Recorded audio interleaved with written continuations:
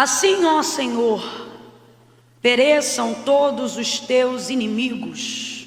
Assim, ó Senhor, pereçam todos os teus inimigos. Porém os que te amam sejam como o sol quando se levanta na sua força. E a terra teve sossego. A sua versão também está sossego? Paz, né? Em algumas versões está paz. Como paz é sinônimo de sossego e sossego é sinônimo de paz, sossego parece assim mais aconchegante. Então eu vou pedir para todos juntos, quando eu pontuar, você completar com sossego, ok?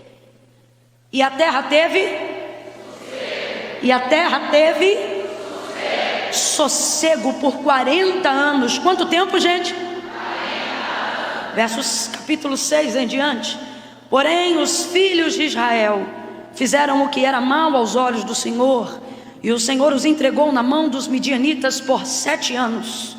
E prevalecendo o poder dos midianitas contra Israel, fizeram os filhos de Israel para si, por causa dos midianitas, as covas que estão nos montes, e as cavernas e as fortalezas. E sempre que Israel semeava, subiam contra eles os midianitas e os amalequitas e também os filhos do Oriente, e contra eles se acampavam e destruíam o produto da terra até chegarem a Gaza, e não deixavam mantimento algum em Israel, nem ovelhas, nem bois, nem jumentos. Eles subiam com os seus rebanhos e tendas como um enxame de gafanhotos, e eles eram tão numerosos que não se podiam contar, nem eles, nem os seus camelos, e eles entravam na terra para destruir. Eles entravam na terra para destruir. Com isso Israel se enfraqueceu tanto com a presença dos midianitas, que os filhos de Israel clamavam ao Senhor. E clamando eles o Senhor, por causa dos midianitas, enviou-lhes o Senhor um profeta que lhes disse: assim diz o Senhor, o Deus de Israel: do Egito eu vos fiz subir e vos tirei da casa da servidão, e vos livrei da mão dos egípcios e das mãos de todos quanto vos oprimiam, e eu expulsei de diante de vós e vos dei a sua terra. E eu vos disse: eu sou o Senhor vosso Deus, não temais os deuses dos amorreus em cuja terra habitais, mas não destes ouvidos à minha voz. Então o anjo do Senhor veio, assentou-se debaixo do carvalho que está em Ofra, que pertencia a Joás o Abiesrita, e onde Gideão estava malhando trigo no lagar para o esconder dos midianitas. Quando então o anjo do Senhor apareceu e lhe disse: o Senhor é contigo, homem valente. E você diga amém por essa palavra. Pode abaixar mais o som, viu? Se puder abaixar mais um pouquinho. Eu estou tão acostumada com som deficiente que quando o som é muito bom, a gente não precisa nem pedir para aumentar, é ao contrário, tem que pedir para abaixar, né? Glória a Deus, glória a Deus. A narrativa do primeiro versículo que a gente acabou de fazer menção, versos 31 e 32, que ainda correspondem ao capítulo 5, eles fazem parte da composição do cântico de Débora. Débora vai enaltecer ao Senhor com um louvor, dada a vitória esmagadora que o Senhor concedeu aos filhos de Israel na ocasião em que ela era profetisa, esposa, né, mulher de Lapidote, e também julgava Israel naquele tempo debaixo das palmeiras de Efraim. Débora era uma mulher muito prudente, inteligente e extremamente ávida, uma mulher obediente aos mandamentos do Senhor. Não era à toa que mesmo na condição de mulher ela estava ocupando a posição de juíza em Israel. E os carros de Jabim já oprimiam Israel nessa fase da vida de Débora há um tempo, e Débora vai ser a profetisa que vai assumir a responsabilidade do povo. Se você observar o contexto do capítulo 5, quando vem trazendo a narrativa do contexto da vida de Débora, a maneira como ela se posicionou para livrar o povo da escravidão de Sísera e de Jabim, capitão da época, opressores da época, esmagadores da época, você vai perceber que a palavra vai trazer várias características, vários títulos que corroboram aquilo que ela faz. Mulher, né, esposa de Lapidote, profetiza e juíza.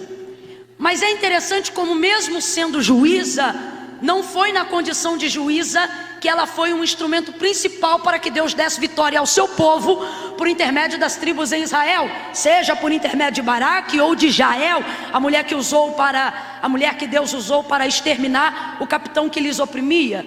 Não foi na condição de juíza, por mais que juíza seja uma posição imponente, seja uma posição de autoridade. Um juiz, ele tem poder para muitas coisas, mas não foi a condição de juíza a mola propulsora principal que Deus usou para dar vitória. Tanto é que ela já era juíza, julgava Israel naquele tempo, mas o povo continuava sendo oprimido, continuava sendo defraudado, continuava sendo roubado. Ser uma esposa também é um tipo de atributo que humaniza qualquer outro serviço que você faz. Ser uma esposa é ser de carne e osso, ser uma esposa é ter sensibilidade. Ser uma esposa também não é ser uma dondoca, apesar de ser sensível. Ser uma esposa é ser uma pessoa que compreende aquilo que se passa dentro de casa. Ser uma esposa te coloca na condição de compreender o que outras pessoas estão passando em áreas onde ninguém pode ver. Quando você é família, você confia em quem é família. Quando você é casado, você se abre com quem é casado, e assim sucessivamente. Porém, também não foi na condição humanizada de Débora, de esposa, de sensibilidade, que Deus deu vitória a Israel nos dias em que Israel era oprimido naquele tempo. Fora isso, e agora nós estamos falando de uma hierarquia superior, estamos falando de uma autarquia espiritual, não estamos falando de nada que transita na visão do homem, não estamos falando de nada que transita na visão horizontal. O texto vai dizer que Débora, a juíza, a esposa de Lapidote, também era profetisa. Isso não vem de uma visão horizontal, isso vem de uma perspectiva vertical. Ela é aquilo que só Deus pode permiti-la a ser. Então ela está imbuída de uma autoridade do alto, ela está imbuída de uma autoridade divina. Mas o que me chama a atenção, e eu preciso que você compreenda isso nessa noite, é que absolutamente nem o atributo de sua unção profética é o que determina a vitória de Deus sobre Israel.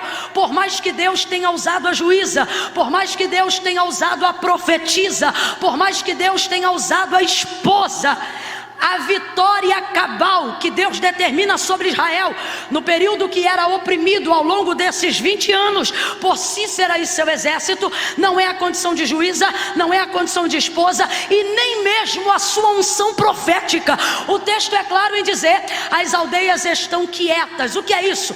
Israel vai largar a sua casa para morar dentro de cavernas. O texto diz que as covas que repousavam os mortos se tornou a casa de Israel. As aldeias ficaram vazias, o povo parou de comercializar, o povo parou de vender, a cidade ficou sitiada, empresários foram à falência, comerciantes empobreceram, pais se tornaram empobrecidos, filhos morreram de fome, grávidas abortaram por desnutrição, estava tudo destruído. 20 anos, vai ouvindo aí. O lugar que eles deveriam habitar está sendo ocupado pelo inimigo, o lugar que eles deveriam ocupar está sendo tomado pelo adversário. Sitiaram a cidade, roubaram as casas, e Israel não tem força para se posicionar, e foge e vai morar dentro de covas, dentro de cavernas, e fazem delas o seu local de moradia. Israel está abatida, mas não destruída, como disse o apóstolo Paulo quando escreve a carta aos Coríntios. Camilo, o que você está dizendo? Estou dizendo que você pode estar ocupando moradia de morto, mas você ainda está vivo. E foi isso que aconteceu com Israel. Estava em cova, fazendo da cova a sua casa, mas ela ainda estava viva. Israel do Senhor ainda estava viva. Por muito tempo dentro da nossa sociedade, o cristianismo não era consultado para nada, nossos líderes não oravam a Deus, e ninguém queria saber o que uma bancada de cristãos pensavam, fosse no parlamento ou em qualquer outro horário. Por muito tempo ficamos em covas, mas ainda vivos. E isso é uma das características não só do povo de Deus, mas de qualquer povo que permanece e prevalece sobre a face da terra. Qual, Camila? Compreender que o lugar que eu estou não determina que eu sou.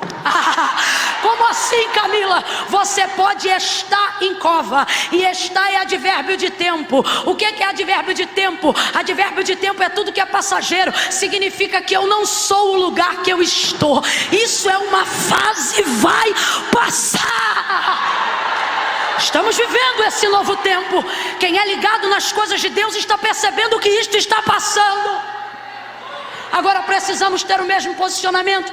não apenas que Débora teve, mas eu vim aqui falar sobre os juízes que Deus levantou em tempo que não precisavam de reis.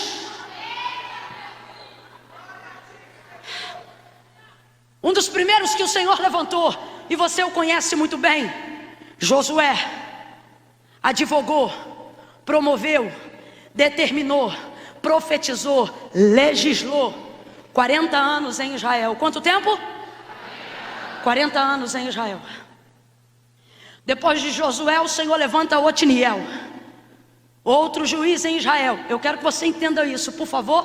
Redobre a tua atenção e repreenda todo o cansaço e preguicinha do cão, porque o diabo não respeita teu cansaço. Então fica posicionado para quando o culto acabar, quando você pisar naquela rua, eu creio, demônios vão dizer: sai fora, porque ele veio cheio e ela está cheia.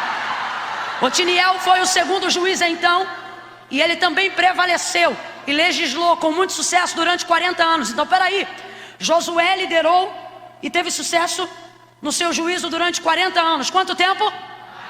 Quanto tempo? Otiniel também, aquele que veio depois de Josué, quanto tempo ele legislou? 40 anos. Depois de Otiniel, levanta-se então Eude. E Eude é um assombro, porque apesar de ser ávido e até um pouco terrível, o seu reinado, ou melhor, o seu juízo, será aquele que ainda fica maior. São quase fazendo a soma de 80 anos. Durante todo esse processo e fechamento do ciclo, vai sempre bater 40, 40, 40. E o único que bate dobrado está batendo 2 vezes 40, porque 80 é isso. É 40 vezes 2. O tempo passa e então o Senhor levanta Débora. E você leu aqui comigo que em todo o tempo que Débora julgou e cuidou de Israel, depois sobretudo dessa guerra contra Císera e seu exército, a terra teve sossego. Quem lembra que nós lemos aqui? Por quanto tempo? Coincidência? Coincidência?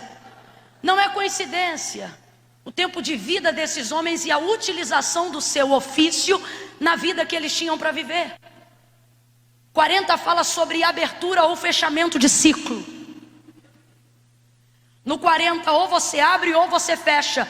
40 não pontua meio de caminho. Com todo carinho, numa linguagem mais do populacho, olha para quem está do teu lado e diz: no 40 ou vai ou racha. Não, escute isso aqui. Vamos lá. Débora julgava Israel naquele tempo e havia passado um período de 20 anos, sendo eles oprimidos pelos carros de Jabim. Isso vai estar escrito lá em Juízes, capítulo de número 4. Então presta atenção.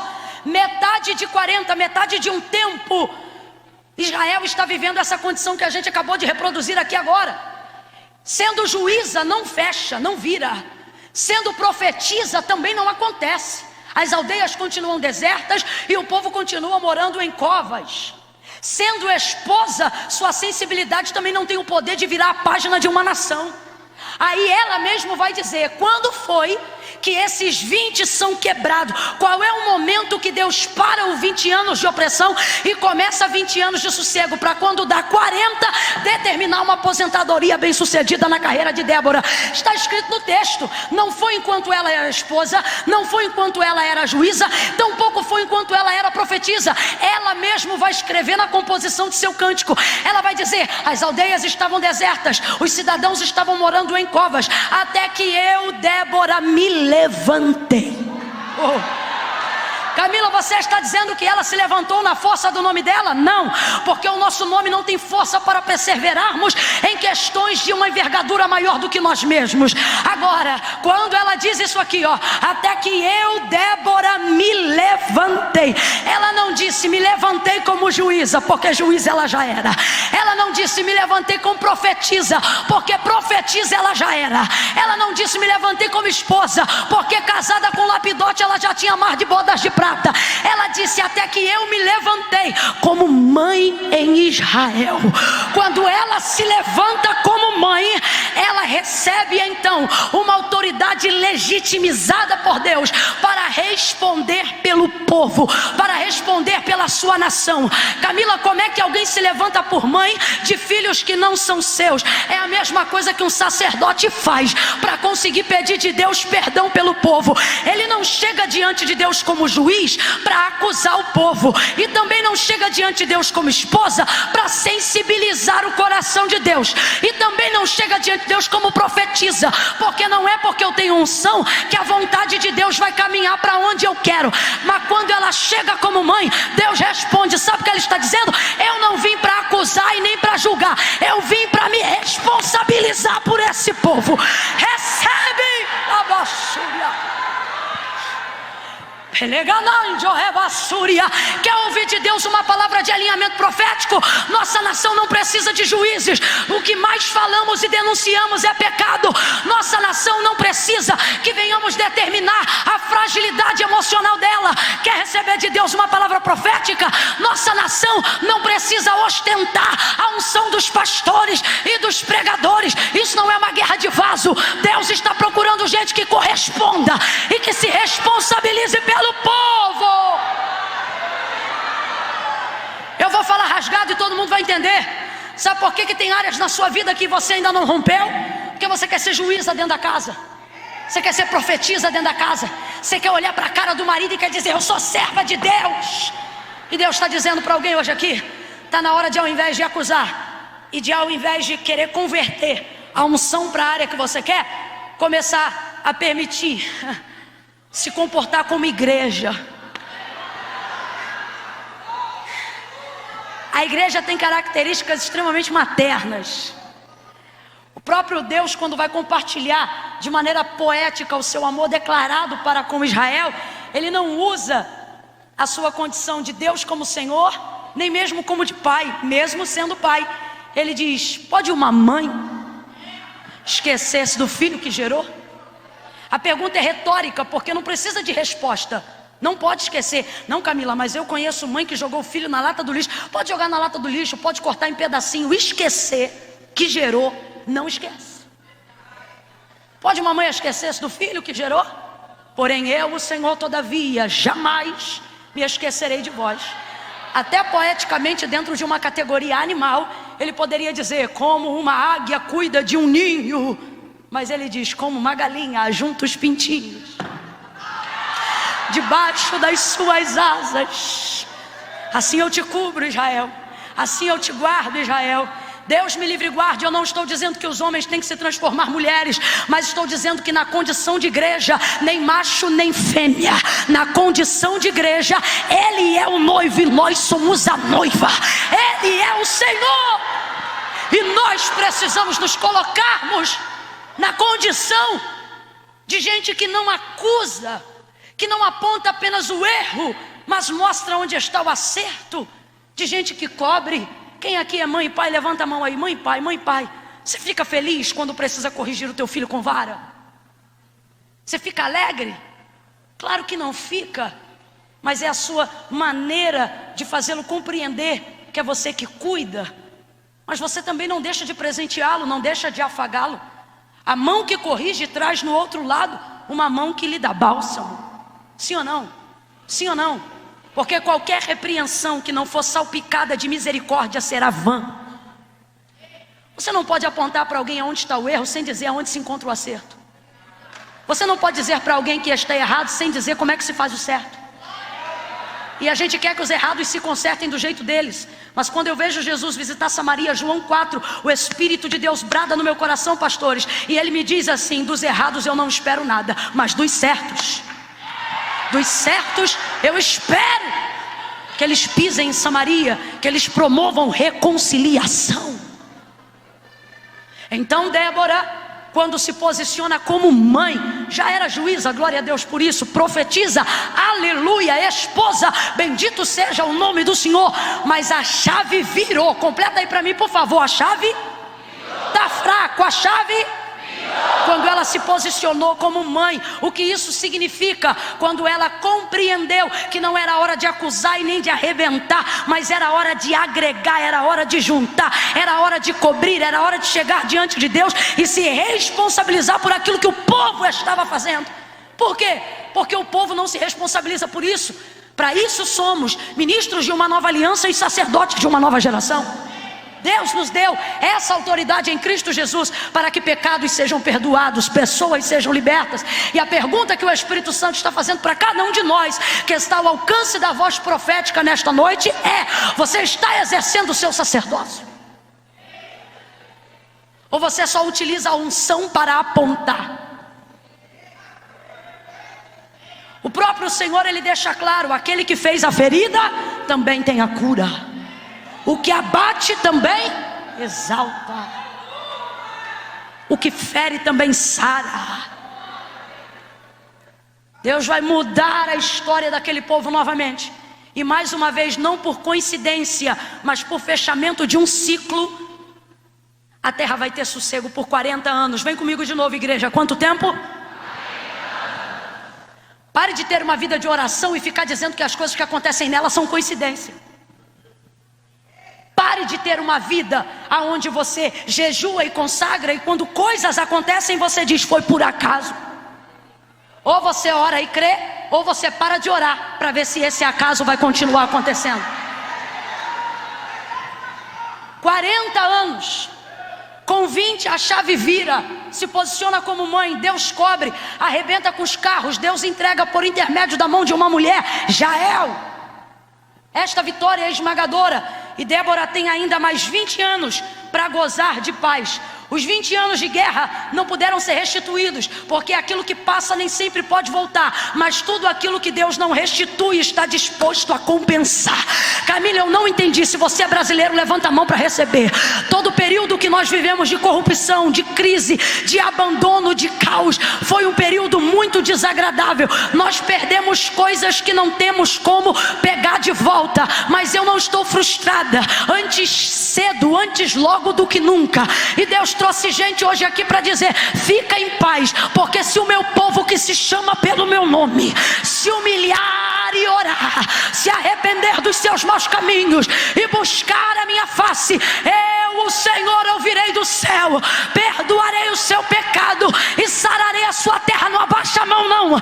Deus te trouxe hoje aqui para te dizer: aquilo que eu não restituir na sua vida, eu vou compensar, e você nem vai lembrar do tempo que passou. Recebe isso aí. Oh, pega na mão, pega na mão, pega na mão de alguém, pega na mão de alguém, sacode essa pessoa e diga para ela o que o diabo te tirou.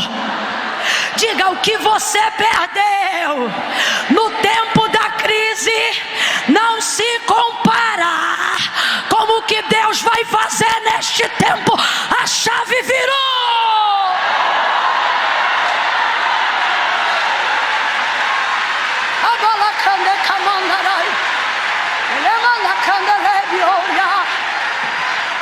Você perdeu noivos falidos para ganhar casamento sólido, moça. Você perdeu membros rebeldes para poder fazer discípulos leais. Você está dizendo: que tristeza, eu perdi. E Deus está dizendo: o que eu vou fazer agora te fará pensar que o tempo da luta foi livramento que te preparou para receber o que você vai viver agora. Quem acredita nisso, reaja diante desta palavra.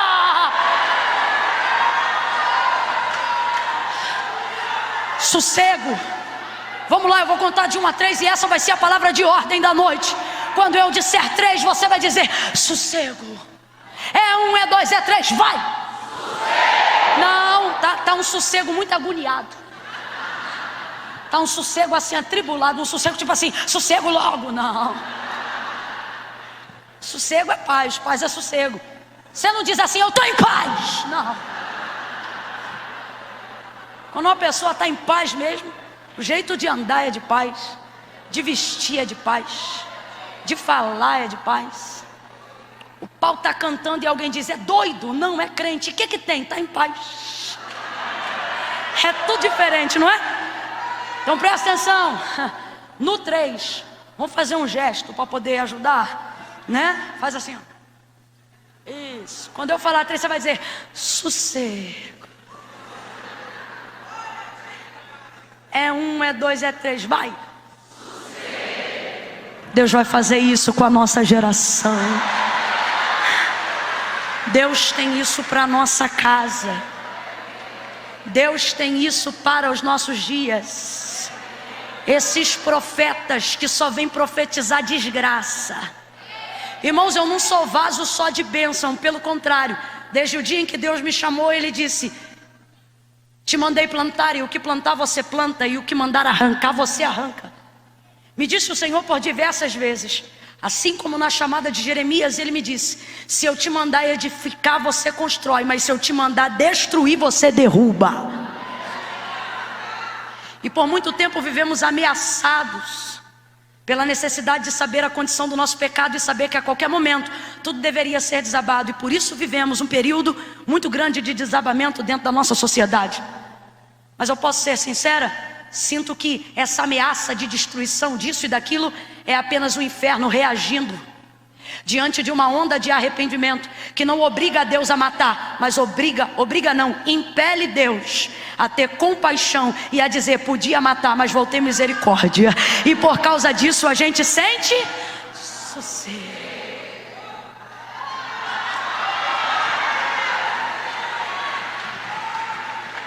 Palma michuruca não, se é para aplaudir é todo mundo junto de uma vez só. E mistura com glória a Deus e aleluia.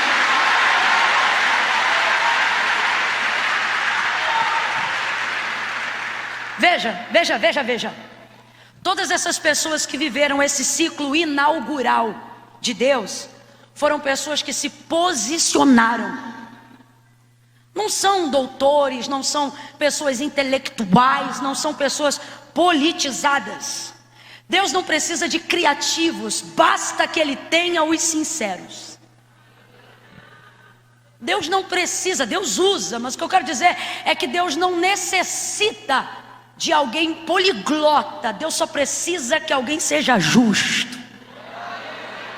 E isso para Ele é o suficiente. Você vai perceber então essa abertura de ciclo e fechamento, 40, 40, 40, 40, 40. E eu não transito em rituais de números. Não é a minha via, não tenho parte com isso. Porém também não posso ignorar a realidade da repetição desse 40. E aí quando você vai olhar para a palavra de Deus, você percebe que por mais que eu não me importe com ele, Deus se importa com ele. E não dá para a gente ignorar todo o texto, seja ele no Antigo ou no Novo Testamento, uma vez que o 40 determina o tempo todo ou a abertura de um ciclo ou o fechamento de outro. Por exemplo, quando Moisés foi fazer a inscrição dos mandamentos da tábua, o Senhor o reteve no monte em consagração por justamente 40 dias e 40 noites. Recebeu os mandamentos e desceu. Quando viu o bezerro de ouro e o povo adorando, ficou irado, pegou a tábua e quebrou. Aí o Senhor convoca ele de novo: sobe mais uma vez. Sobe para quê? Para reescrever o que ele já sabia que ia ser escrito. Eu imagino que eu penso: agora vai ser mais rápido, agora é só ditar, porque ele já sabe o que vai na pedra. Mas não, pela segunda vez ele sobe de novo. E o Senhor o reteve, não por coincidência, mas novamente, mais uma vez, por 40 dias e 40 noites. Este mesmo povo do deserto, este povo peregrina de um lado para o outro para entrar em Canaã, só que eles são de dura cerviz e não se arrependem, não se convertem verdadeiramente ao Senhor. E aí o Senhor determina: somente a geração de Josué e Calebe vão herdar a terra que eu jurei aos seus pais que lhes daria, Moisés. Toda esta outra terra, todo este outro povo vai perecer. E aí o Senhor os impeliu a peregrinarem exatamente durante 40 anos. Por 40 anos esse povo peregrinou no deserto. Por que Deus fez isso? Porque 40 é o número de faixa etária que você conta de um ciclo para outro. Você não conta geração na sua casa a partir nem de 30 nem de 20 anos. Quando a primeira pessoa na sua casa fizer 40 anos, aí você pode contar um ciclo geracional. Isso não é apenas bíblico, isso é uma questão universal. O próprio Jesus, quando foi para a ser aprovado no seu ministério, terrenamente falando, conduzido pelo Espírito ao deserto para ser tentado pelo diabo. Ficou ali durante quanto tempo?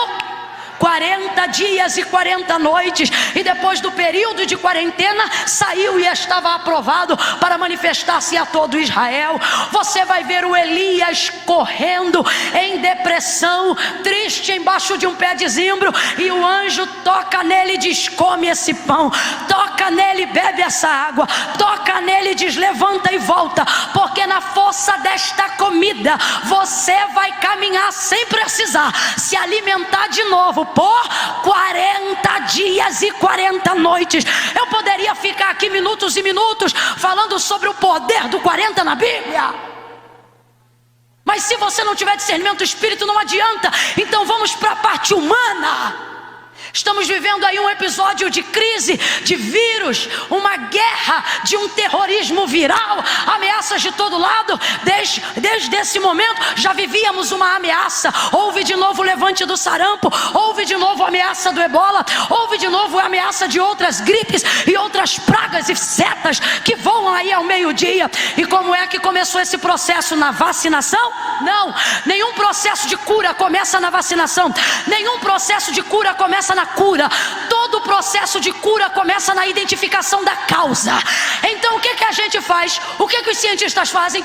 Tem que isolar o vírus para saber se mata, se não mata, para saber se deixa aleijado ou se não deixa aleijado, para saber se o remédio funciona ou não funciona.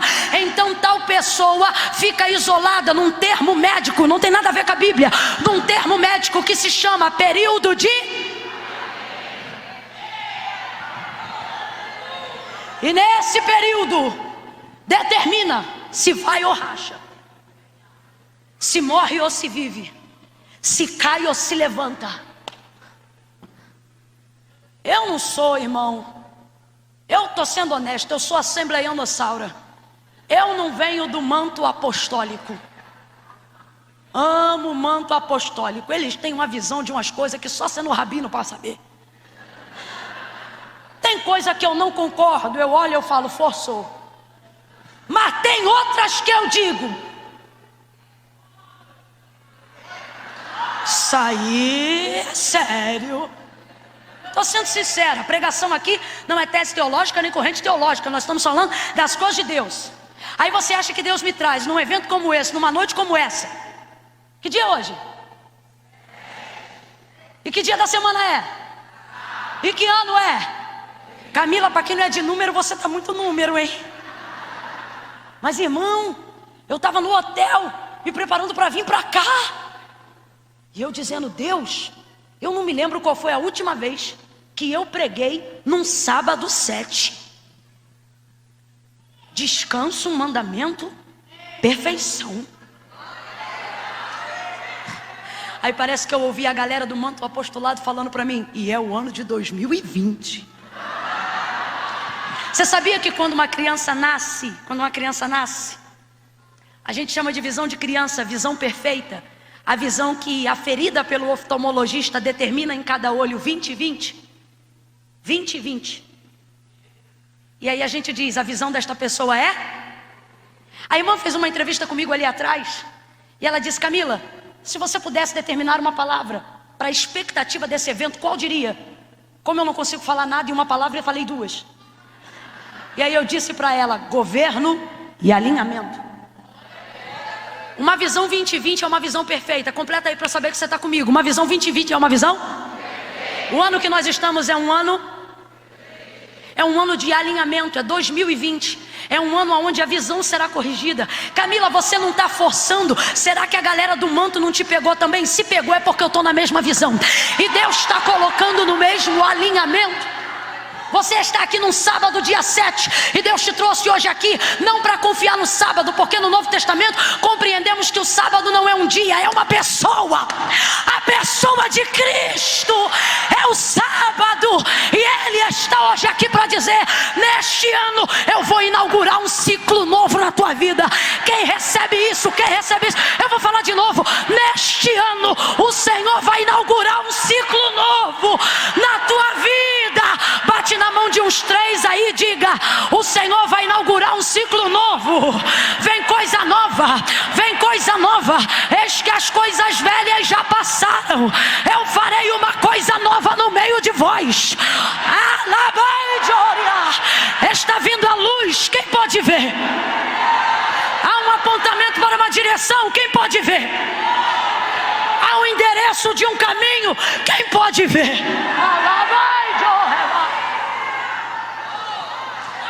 Alebana candere, elemana sai, ekamaijo, emanaido kemai, alamashu, ekamana sumini kanamai, johebai jorekana. Alguém está aí do teu lado assustado, dizendo: menina, tu é maluca. Oh, você olha para ela e diz: se eu sou louca, vem na minha, porque neste ano nem os loucos errarão o caminho.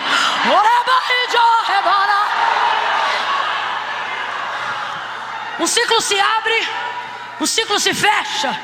Um ciclo se abre, um ciclo se fecha. Camila, para quem se abre? Para quem tem visão. Para quem se fecha? Para quem não está vendo o que está acontecendo. E a pergunta do Espírito Santo hoje aqui é: para você, como é que vai ser? Vai abrir ou vai fechar? Camila, não sei, pois você deve saber, porque isso depende daquilo que você vê. Depois de 20 anos, Débora viu de novo, entendeu de novo, aprendeu de novo, orou de um jeito novo, cantou uma canção nova, viu por um prisma diferente. Pare de se esconder atrás das coisas que Deus fez e comece a se abrir para as coisas que Deus quer fazer.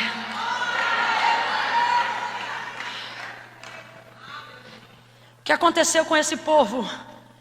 Todas as vezes que esse povo perdia um juiz, todas as vezes que esse povo perdia o apontamento que dava direção, um homem ou uma mulher de Deus, esse povo voltava a fazer o que era mal aos olhos do Senhor. De vez em quando eu vou precisar beber uma água. Quando eu beber uma água, não perde essa atmosfera não. Você vai adorando a Deus. Deixa eu ver se eu posso beber água.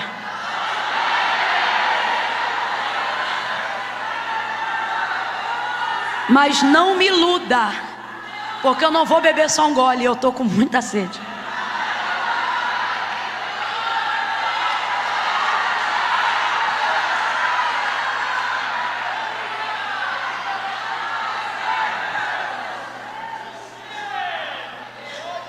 Eu disse que eu estava com muita sede.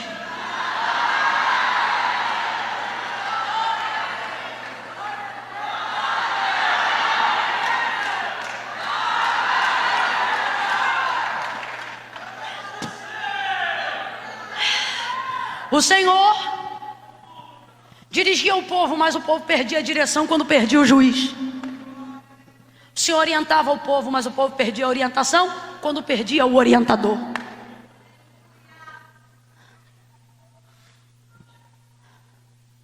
E isso fazia esse povo empobrecer de novo, fazia esse povo cair de novo, fazia esse povo naufragar de novo.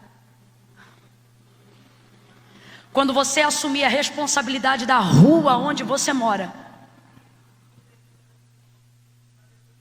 quando você não vê apenas aonde estão o erro dos seus pais, mas confessá-los na sua oração devocional pela manhã, você poderá perpetuar a paz que alguém determinou para nós antes dos nossos dias. Que geração é essa que hoje se assenta nesse ginásio para ser ministrado pela palavra de Deus? É uma geração que não quer sair dessa geração, deixando para os outros que virão, para os seus filhos, seus sobrinhos, seus netos, a tormenta, mas fazendo por eles o que Débora e o que todos os juízes fizeram por aqueles que vieram depois deles. O que? Lhes deu sossego. Eu quero declarar da parte de Deus que a sua linha hereditária, geracional, não vai trazer perturbação para os seus netos. Você é o ponto de partida.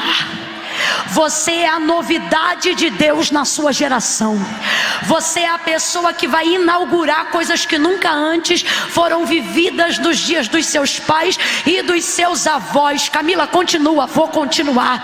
Na tua família ninguém terminava o ensino fundamental, pois os teus filhos farão faculdade, os filhos deles serão doutores e pós-graduados. Camila, na minha família ninguém casa, e quem casa separa, pois na geração que vier a partir de você não haverá divórcio, e a destruição deles não será uma vida de abandono, mas uma vida de comunhão conjugal. Camila, porque na minha família todo mundo empobrece, a minha avó nunca saiu da rua que ela mora, pois você e os teus filhos vão atravessar o oceano Atlântico e vão conhecer nações e lugares. Quem está entendendo o que Deus está falando? Você é a Débora desse tempo, você é o Eude desse tempo, você é o Otiniel deste tempo, você é o Josué deste tempo.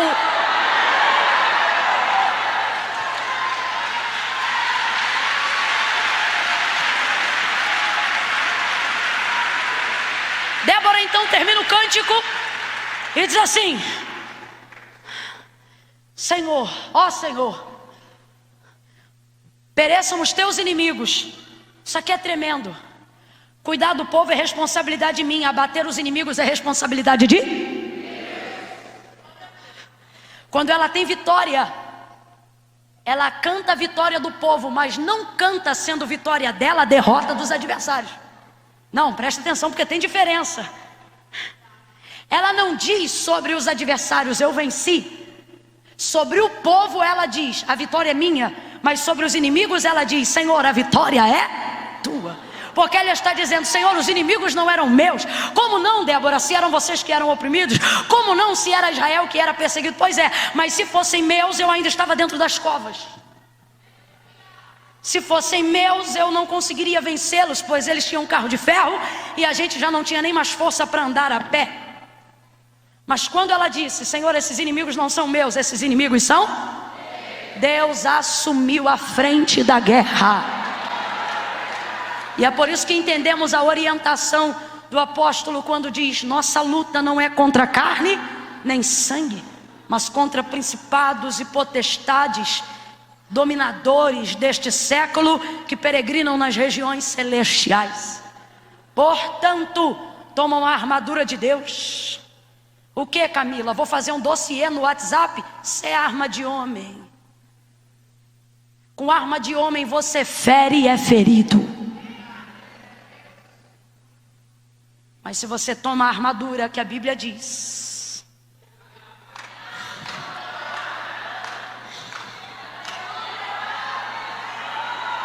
cinto,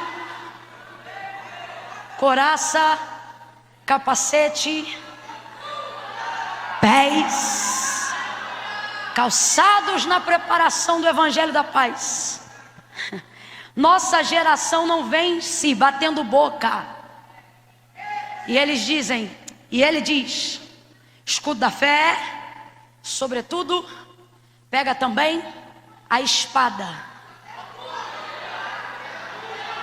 da justiça. Crente que vence nessa geração não é crente que bate boca em rádio nem em televisão dizendo, olha, eu acho, mas é crente que diz, olha, eu não acho nada, mas a Bíblia diz. Débora compreende isso. Só que este povo, depois do período de sossego, volta a fazer o que era mal aos olhos do Senhor. E o Senhor entrega este povo que é seu, na mão dos seus inimigos, para que, sendo afligido, lembrem-se de que tem um Deus, do qual, se eles se arrependerem, pode lembrar-se deles de novo e mudar a sua sorte.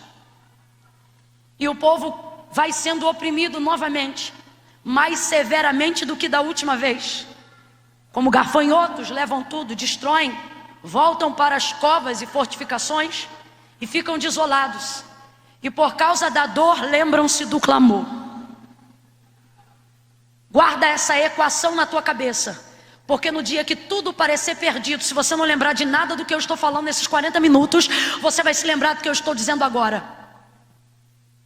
A dor tem o poder de suscitar a força de um clamor. Ninguém tem na boca um clamor tão sincero, tão honesto, tão ávido quanto alguém que está passando por um momento de dor. Por quê? Porque quem está passando por um momento de dor tem a impressão de que não tem mais nada a perder. Então ele fala o que está no âmago de sua alma. Ele fala mesmo. E este povo sabia qual era a força de seu pecado, mas também sabia qual era a força do seu Deus. Camila, eu não entendi, vai entender. Deus trouxe gente hoje aqui que está paralisado em áreas da sua vida, limitado pela sua humanidade, seja ela intelectual, seja por um hábito que desenvolve iniquidade ou pecado na sua vida. E o Senhor está dizendo: você conhece a força do seu pecado, porque a força do seu pecado te freia, a força do seu pecado te domina, a força do seu pecado te desestabiliza. Só que o Senhor está dizendo: o pecado é do homem, o perdão é de Deus. Se o pecado tem força para te desestabilizar, Deus tem força para quebrar a força do seu pecado. Camila, eu não entendi, é uma equação simples. Deus te trouxe hoje aqui para dizer: mostre para a força do seu pecado a força do seu Deus. Mostre para a força do seu pecado a força do seu Deus. Camila, como é que eu faço isso? Olhe para alguém e grite para essa pessoa e diga para ela: confissão. Não, você não gritou, vou te ensinar como é que grita. No 3 você vai olhar e vai dizer: confessa. Calma que eu não contei até 3, ficou horrível, vou te dar mais uma chance. 1, 2, 3, grita. Confessa. Posso te falar uma coisa? Você não vai achar nenhum episódio na Bíblia, nenhum milagre, nenhuma extravagância divina, nenhum prodígio maravilhoso que Deus ou Cristo tenham operado por intermédio de justificativas de quem pecou. O céu não se move com justificativas, mas se contorce por amor a confissões. Não adianta você pegar microfone, não adianta você entrar no quarto, não adianta você subir monte só para se justificar, seja pelo seu erro ou pelo pecado do seu irmão. Na hora que você aproveitar seu tempo com Deus, para ao invés de se justificar, começar a confessar.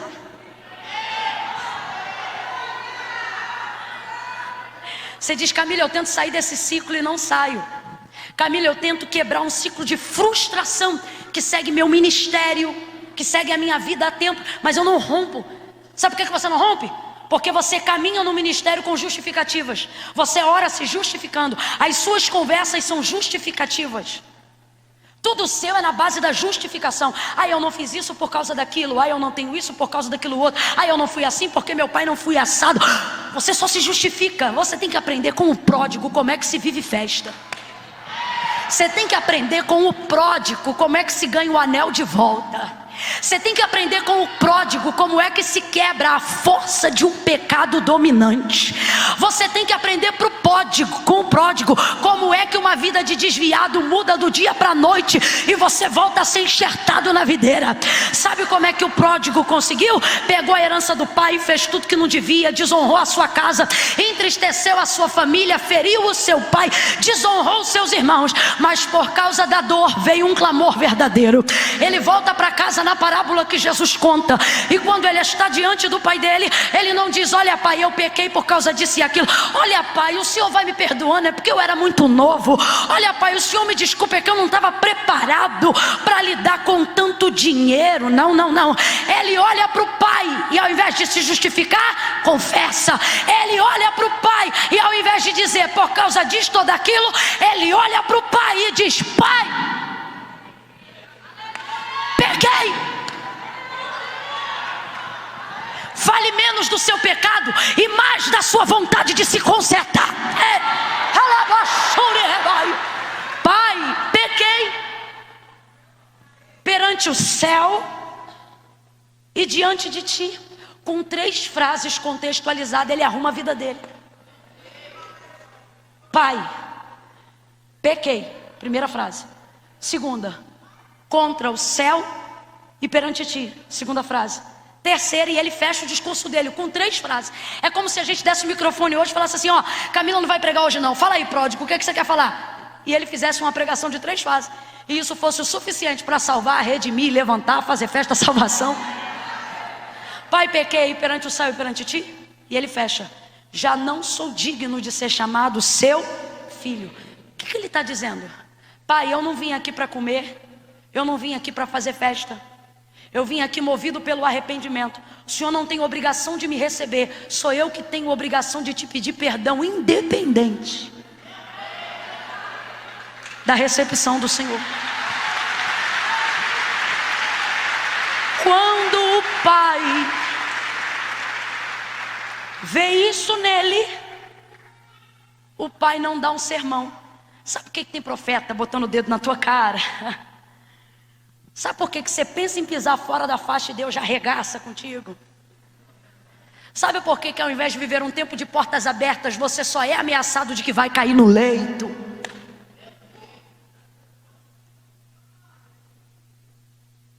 Porque você confronta o Pai. O Pai diz não, você diz vou pensar. O Pai diz vai, você diz mas será?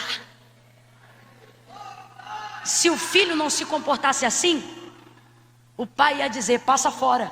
Mas quando o pai viu integridade no pedido do filho, ele não lhe deu um sermão, ele deu foi uma festa. Traz o anel, bota no dedo do meu filho,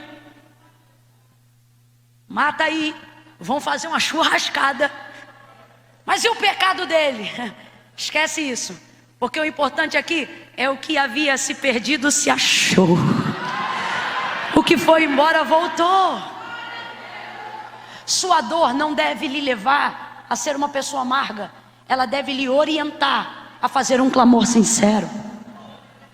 O povo não se rebelou contra Deus, o povo entendeu que estava vivendo o que estava vivendo, porque havia se rebelado antes, e agora por isso iria levantar um clamor de arrependimento. O povo ora, Deus levanta um profeta, o profeta entrega a palavra de conserto, mas junto com o conserto vem também a providência.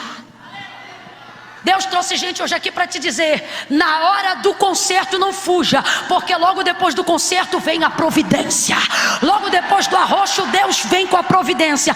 Aperta a mão da pessoa que está do seu lado, aperta, aperta. Diga para ela, logo vem o conserto. Fala para ele, vem o aperto. Solta a mão dele e diz, e depois o alívio. Deus está dizendo, se você aguentar o aperto, você vai viver o alívio. Se você aguentar o conserto, você vai entender a provisão que eu tenho para você. O povo clama. Fechei a Bíblia, vou encerrar aqui. O povo clama e Deus responde. O povo clama e Deus responde. O povo clama e Deus responde. O povo está errado, mas o povo clama e Deus responde. O povo vacilou, mas o povo clama e Deus responde. O povo está desviado, mas o povo clama e Deus responde.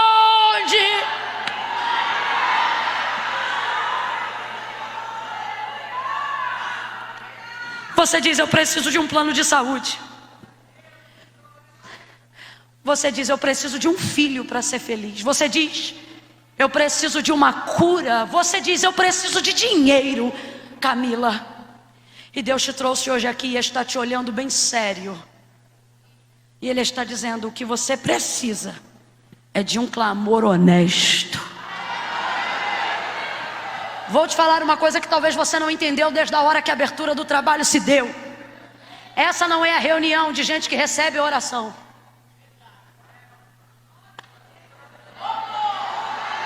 Vai ver, teve gente que saiu de casa e alguém falou, vamos lá, vai ter um evento de gente que ora. E alguém disse, eu vou sim porque eu preciso receber. E Deus está dizendo, veio para o evento errado, mas te segurei até agora porque você vai sair do jeito certo. Esse evento aqui não é para você aprender a receber oração. Esse evento aqui é para você aprender qual é a força de um clamor quando ele vem da tua boca, com sinceridade. Eu tenho passado por alguns lugares e eu tenho ministrado o que eu vou dizer agora. Existe uma hora na nossa vida, quem ainda está comigo, diga amém. Existe uma hora na nossa vida que nem todas as orações que fizerem por nós têm o poder de substituir a oração que nós precisamos fazer por nós mesmos.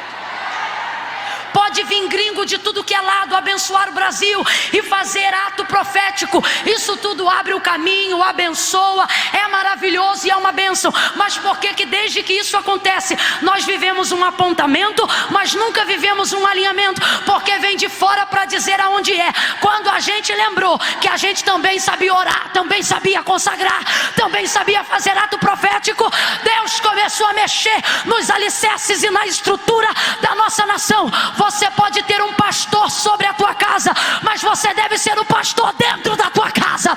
Você pode ser uma mulher de oração sobre a tua casa, mas você precisa ser a mulher de oração dentro da tua casa. Quem está entendendo o que Deus está dizendo aqui? O povo ora e Deus responde. Deus não tem prazer que a gente fique largado, endividado, em dúvidas. Deus responde. E eu vou fechar isso aqui com uma palavra. Sabe o que gerou toda a reestruturação e o novo tempo de sossego que Israel viveu por intermédio da vida de Gideão? Posicionamento. Qual é a palavra? Se você não lembrar de nada de tudo isso que eu falei, nessa 1h12, lembra do que eu estou falando agora? Qual é a palavra?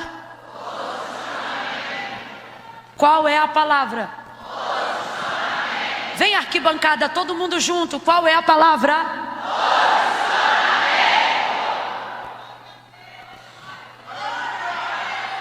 Olha o que acontece aqui. O povo lembra do pecado porque sente a dor. Por isso você não pode dar de doido quando as coisas começam a dar errado. Por que isso está acontecendo? Por que aquilo está acontecendo? Não é ser místico, é ser espiritual. Quando eles identificam a dor, identificam a causa. Quando identificam a causa, lembram-se da solução. Vamos orar. E começam a clamar ao Senhor. E eles clamam ao Senhor e o Senhor responde. Havia um desgoverno, havia uma desordem. Sabe por que a casa de Israel estava assim? Porque não havia juiz que se levantasse depois de Débora no meio deles. Quando o Senhor direciona Gideão e ele se levanta, o Senhor começa a promover sossego, dando vitória na guerra. Vai ouvindo isso aí. O nosso problema, seja a nível familiar, seja a nível empresarial, financeiro, emocional, por favor me ouça. O nosso problema, seja a nível governamental, nunca foi a presença de inimigos. Israel não está perdendo porque tem inimigos. Israel não está empobrecida porque tem inimigos. Presta atenção, na história do povo de Deus sempre houveram inimigos. Quando não era midianita, era amalequita. Quando não era amalequita, fala aí o nome do outro, era cananeu. Quando não era cananeu, era jebuseu. Quando não era jebuseu, era amorreu. Quando não era amorreu, era filisteu. Se você olhar a posse da terra de Canaã para eles entrarem, você vai ler eu do começo até o final. Eu. É muito inimigo. Mas o povo entrou em Canaã. O povo passou pelo mar e o mar passou pelo Egito. O povo venceu guerra sem carregar na mão espada. Esse povo já venceu guerra fazendo de foice lança e de enxada cabo de guerra. Esse povo já estava tão acostumado a vencer sem ter arma, que quando Davi já tinha reestruturado todo o poder bélico da nação de Israel, ele não tinha coragem de ir a uma batalha sem consultar ao Senhor, porque ele sabia que a vitória não era do carro, nem do escudo, nem da lança.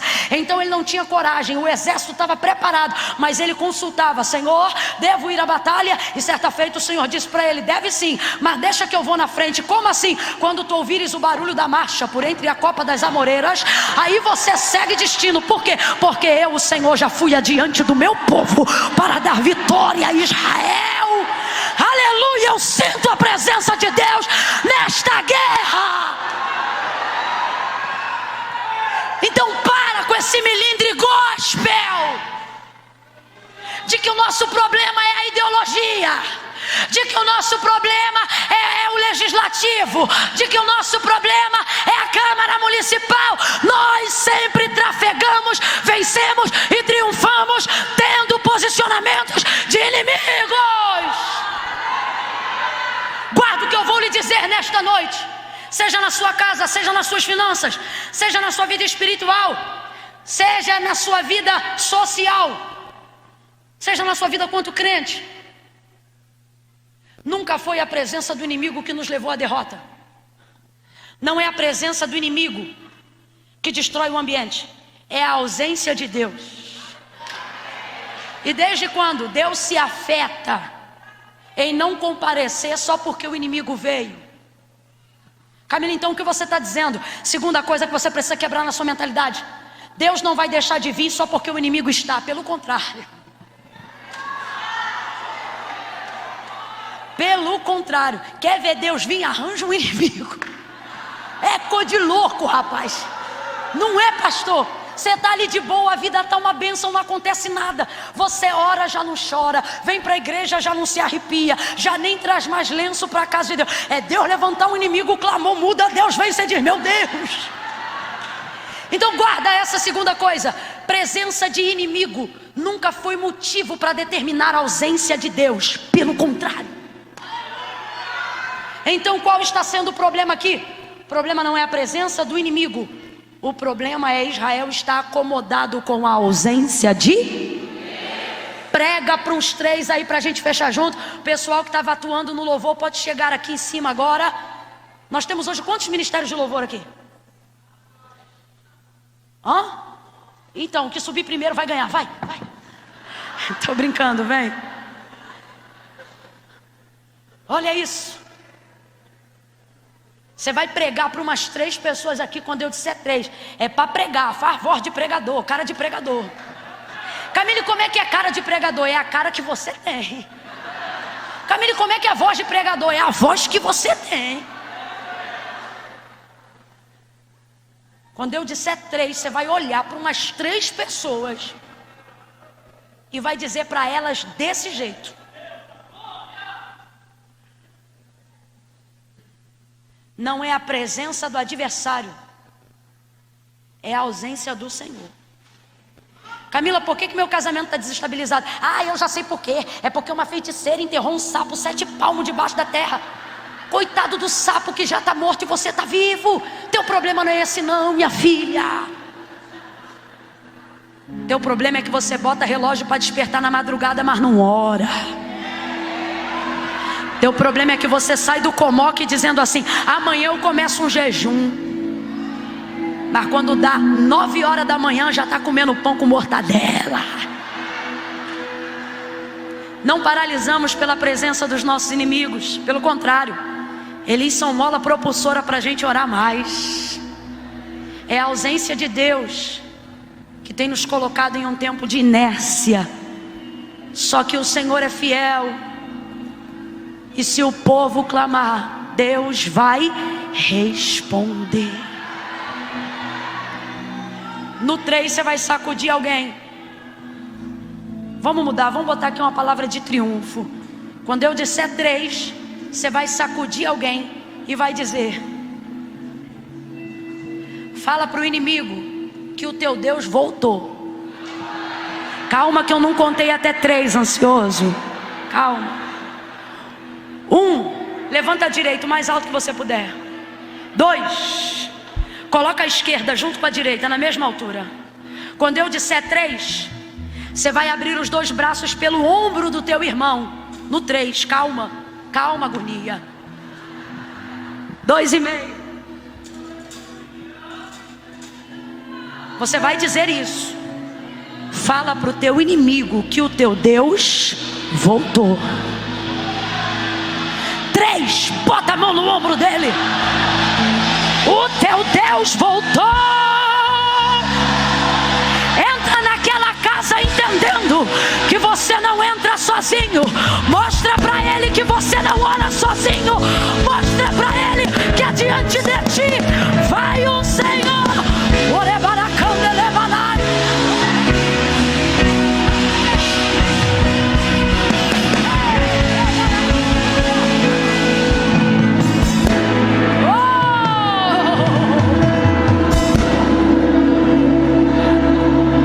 Escuta aqui. Vou te falar de 2 tempos da igreja.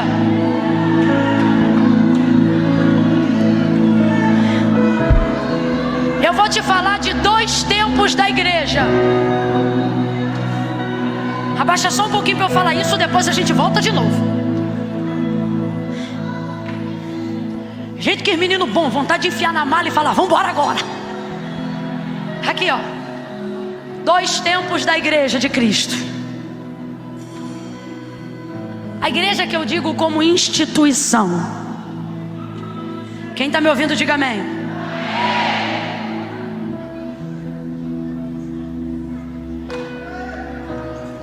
Depois do movimento da reforma, que ganhou não só a Europa, mas todo o mundo, a igreja saiu de uma posição de inércia, que era uma posição de de clamar a Deus para nos devolver aquilo que o inimigo tirou de nós. Era basicamente isso, de clamar a Deus para devolver o que o inimigo saqueou, roubou, usurpou de nós. Primeiro momento. Segundo momento, e esse veio depois da reforma protestante. A igreja foi imbuída de um poder tão grande, porque não foi um poder dado pelo Papa e também não foi um poder delegado pelos pastores. Foi um poder que os imbuiu pela palavra. E a palavra de Deus é poder, e a palavra de Deus é o próprio Cristo, o Verbo que se fez carne.